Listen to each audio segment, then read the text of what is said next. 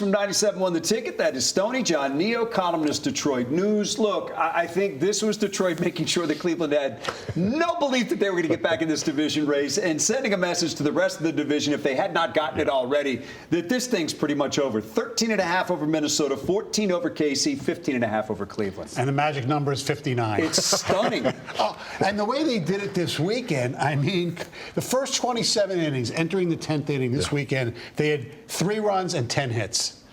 And what they did in that 10th inning was ridiculous. We should talk about the 9th, though. McKinstry, what he did. I mean, the stolen base, then scoring a wild. I can't remember a wild pitch, a guy scoring when the ball didn't go that far. Yeah, right. But he was halfway down third base because Ramirez wasn't. It's just heads-up baseball. This team does the little things. We've seen that all year. That's why they're 13.5. Right. That's why they have such a big lead in the AL Central. But this also kind of had a little bit of a feel of a playoff series. You know, all these 1-1 games, these tight pitching duels. And I thought that was important for this team, too, because they've kind of just blown some teams out here when they've gotten their wins. But to do this day after day after day, and it is really your top 3 starter. I mean, that, you know, looked like an ALDS sort of lineup there. And to see Mize doing what he's doing, to see Olsen come back, now I think that's a little comforting, too, as they head into this last week. I want to come back to Mize in a second, but just give me an idea, John. In your mind, what's more surprising as we sit here with this landscape? The Tigers sitting with the best record in baseball as the Dodgers got swept by the Astros this weekend, or just how not very good the rest of the Central has been? Yeah, I mean, that is, and we all kind of puffed our chest out as AL Central teams early in the season. Oh, look at the AL Central. They have all come back to earth. The Tigers are the lone exception. I don't know that Cleveland is going to recover from what they've done to themselves here. They don't look like a team that's going to be there at the end. The Twins maybe will hang around 500. But, yeah, no, this is surprising. To me, what's more surprising, though, is just how they've avoided these streaks and these losing streaks that all these other teams, the Dodgers, as you mentioned, the Yankees are in a tailspin. The Mets have had theirs. Tigers haven't. I mean, they haven't lost more than 3 in a row. We thought that was a huge run by Detroit at the end of last year, which it was to get there, but it has continued into this season. I know, like today, I mean, Riley Green, who has been really good, all of a sudden goes into this massive slump, 0 for 16, 10 strikeouts, and he struck out with the bases loaded today when you needed him, and then, boom, a 3-run homer. Sweeney, first time he's ever hit a fastball for a home run. He's only there because Carpenter, they brought him up when Carpenter got hurt. It's nuts. We are left to ask questions because now the goals become extremely lofty. It's a World Series title. That's what you start talking about here. And then you start asking yourself, okay, can the pitching hold up? Flaherty has been a little bit questionable.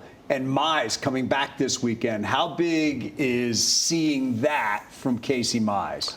To me, that's huge, and it does give you, I mean, you started to wonder about the starting pitching depth because, as you mentioned, Flaherty's hit a tailspin here, and Olsen, you weren't sure what he was going to look like. He looked like he's going to get back to himself. Mize looks like he's your number 2 going into a playoff series. I do think you need some more depth there just to kind of eat innings the rest of the season. Obviously, it doesn't look like Alex Cobb is coming back. But the other thing to me is what surprises me is as you head into the deadline as Scott Harris, I think you feel more confident about your depth in the lineup than you do in pitching. You need help in the bullpen. You need arms. I wouldn't have said that. And it sounds, Stoney, like a front office that is ready to commit to at least bringing in help. Because you're sitting with the best record in Major League Baseball. There's no saying, you know, we're going to slow play this and let our guys develop. I mean, if you have to rank what they need, I think the bullpen's number 1. I mean, whatever they have to get Chapman from Boston or somebody like that, that's what they have to do. You still would like a right-handed bat if possible. And the starting pitching, barring injury, if Flaherty's your 4th starter, you're in pretty good shape. No, that's absolutely true. But, you know, look, as you talk about, we're trying to make sure that's the case. You're trying to make sure, and you're also thinking not just win a playoff series, you're thinking about winning those 7-game series, and then that's the case, well, you do need maybe a 4th starter. So, yeah, I do think they know what they need to do. The luxury they have now is they can start shopping. They've already started shopping, you would hope. All right, as we mentioned, Tarek Skubal was named to the AL All-Star team today. That makes 4 Tigers headed to the Midsummer Classic. A.J. Hinch on what may end up being 4 starters as well. I think they will enjoy being amongst their peers as some of the best in the game. You know, I want them to gain confidence. I want them to gain notoriety. I want them to feel that special feeling of looking around the room and seeing the game's best. So It's a fast week for those guys. It is a lot to ask out of them, even though on the calendar it looks like it's only a couple days. It'll be full of emotions, but also full of all sorts of activities, family, friends, national media responsibilities, and then there's the game. And we will see if Aaron Boone chooses Tarek Skubal to be his starter for the American League. But I think the stories that you have, look, Riley Green has become what we hoped Riley Green would become. But Javi Baez, we talked about it during the week. If you had put it up to a fan vote in the offseason, it would have been buy him out and get him out of here. And here he is going to the All-Star game. And Gleyber Torres, look, I am sure when they signed him, they thought he'd be a fine ball player. I don't think they thought he'd be the starting second baseman for the American League. No, those guys have been terrific. I mean, the bias coming back is just, it's ridiculous. You talk to people, fans of other teams, and they think Javi's starting is the biggest joke in the world, especially at center field. But it shows you the fan support here in Detroit, and people love what he's done. And I know people who've met him around in malls and things like that. He's such a great guy to just the average person in Detroit right now, too. That helps. Give him all the credit in the world, because as bad as it got sort of from the outside towards him, it didn't get that way from him outward. He never sort of, flew off the handle. It never went south like it did in New York. Exactly. There was no flipping the bird to the fans and none of that stuff. I mean, it was just... He knew he needed to get better. He knew he needed to get healthier. And now that he has, he's Javi Baez. And the fact when he came back last year during the end of the season, the playoff run, he was a great teammate. Yeah, I think there will be those that we'll talk about, maybe some Tigers that were not chosen, but I think there would be others that might have better cases even to say that we were snubbed than some of those guys. No, I agree. Yeah. All right, so Gibson, the main acquisition. We'll get into the others, but so much of what Steve Yzerman has talked about up to date, and so much of what he was talking about right there is the improvement from within. It's Edvinson, it's Sider, it's Casper, it's Raymond, it's those guys, and how far they can come. And it's Larkin, too. And well, that was the next point I was going to make. Because after the season, he said our best players have to be our best players at the highest leverage times. I'm paraphrasing there, but that didn't happen last year. No, it didn't. And some of that was injury. It's weird because they have this team, and it just sounds like every other team in Detroit. We want to, develop, wait, be patient, and develop. It'll be 9 years they haven't made the playoffs. It's not like you're asking them to go from ground zero to going for the Stanley Cup. Just making the playoffs shouldn't take 9 years. Are they a little better on paper? Yeah, Gibson's an upgrade. Where they might be really better is at this time last year they had a different coach.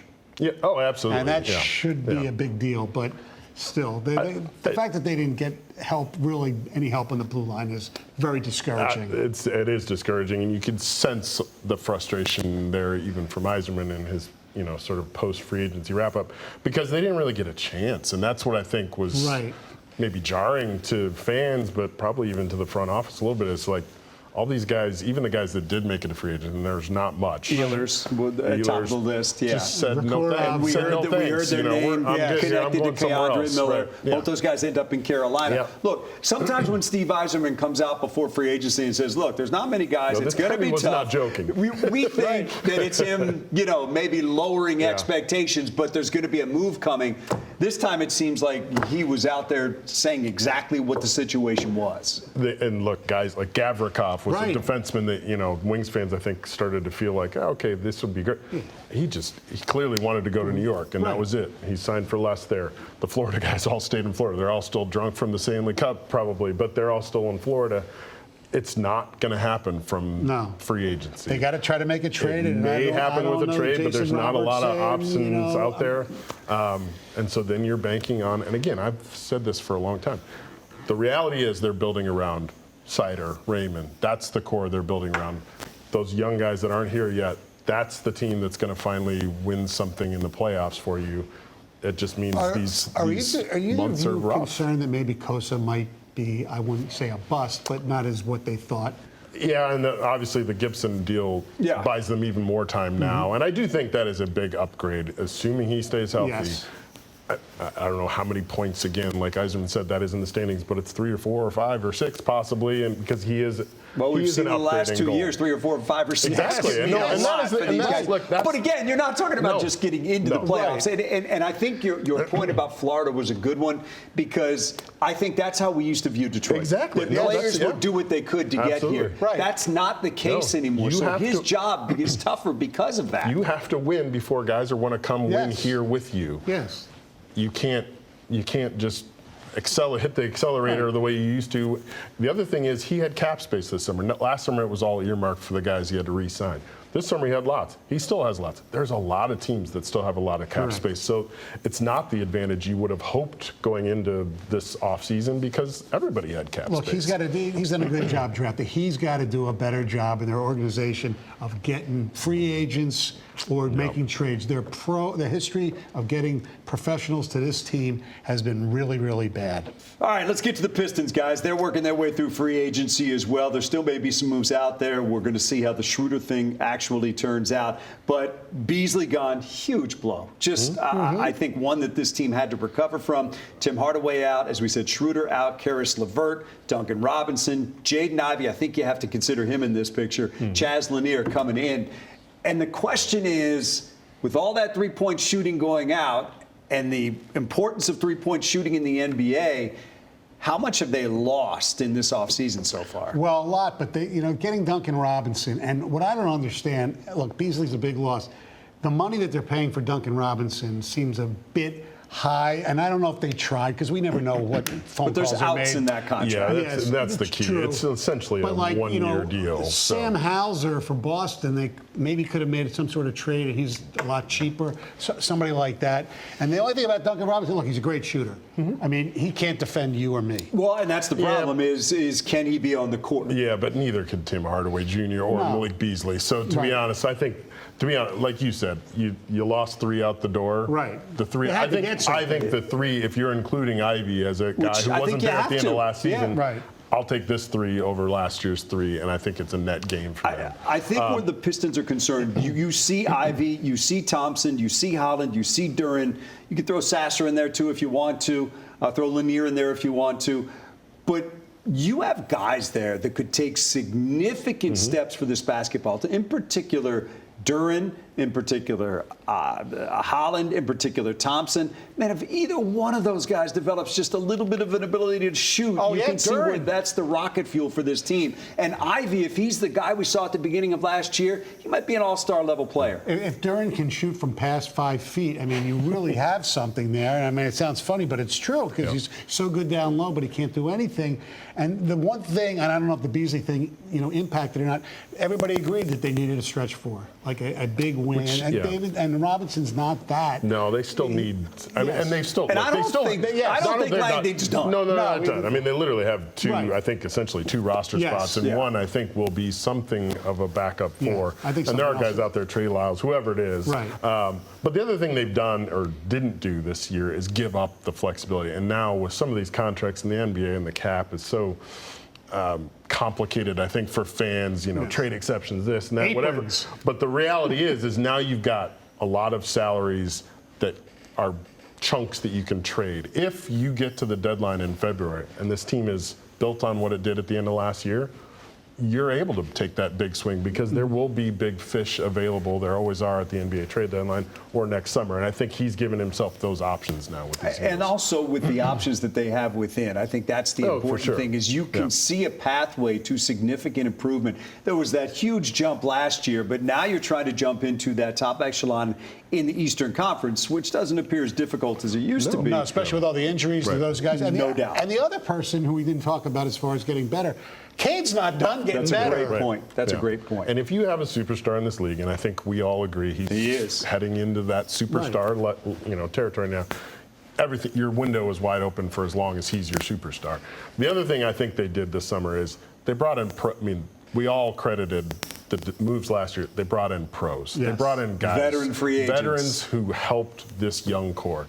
These guys do the same thing. Yes. LeVert does. Duncan Robinson's a really good player who has learned how to do a lot of things despite his limitations. Right. He's going to help a guy like even Jalen Duren Yes. in some of these pick and roll situations. No doubt about it. We will see how the rest of the offseason develops. I think we're all in agreement they might not be done yet, so we will see what happens. All right, we'll take a break, come right back. Much more coming up. Stoney, catch him on 97.1 The Ticket. Read John of the Detroit News.